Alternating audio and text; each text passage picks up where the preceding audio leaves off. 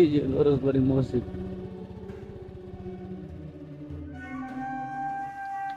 ইট নির্মিত এই মসজিদের অভ্যন্তরে আয়তক্ষেত্র দুই অংশে বিভক্ত। এর আয়তন ৯৯ ফুট ৫ ইঞ্চি এবং প্রস্থ ৩৪ ফুট ৯ ইঞ্চি।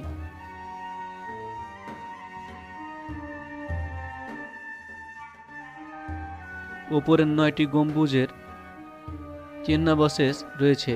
উত্তর দক্ষিণে ৩টি করে জানালা ছিল। উত্তর পশ্চিম কোণে মহিলাদের নামাজের জন্য প্রস্তর স্তম্ভের উপরে একটি ছাদ ছিল। এর পরিচয় স্বরূপ এখনও একটি মেহরাব রয়েছে।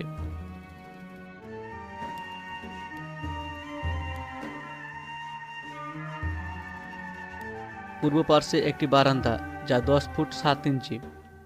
বারান্দার খিলানে ৭টি প্রস্তর স্তম্ভের উপরে ৬টি ক্ষুদ্রাকৃতি গম্বুজ এবং মধ্যবর্তীটি অপেক্ষাকৃত বড় ছিল।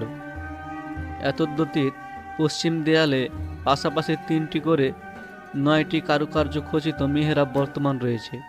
এ মসজিদের চারপাশের দেয়াল ও কয়েকটি প্রস্তর স্তম্ভের মূলদেশ ব্যতীত আর কিছুই অবশিষ্ট নেই।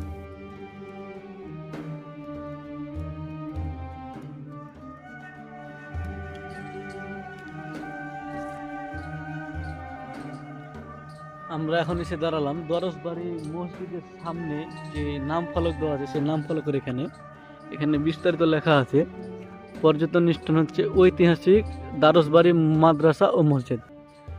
বিভিন্ন প্রত্নতাত্ত্বিক সূত্র মতে বাংলাদেশের ইতিহাসে সবচেয়ে পুরাতন মাদ্রাসা দরজবাড়ি মাদ্রাসা। দরজবাড়ি মাদ্রাসা ও মসজিদ এর অবস্থান চাঁপাইনবাবগঞ্জ জেলার ছোট সোনা মসজিদের সন্নিকটে। মসজিদটির অবস্থান ভারত বাংলাদেশ সীমান্তে। এখন আমরা এই দরজবাড়ি মসজিদটির ভিতর এবং বাহির খুঁটিনাটি বিস্তারিত দেখব।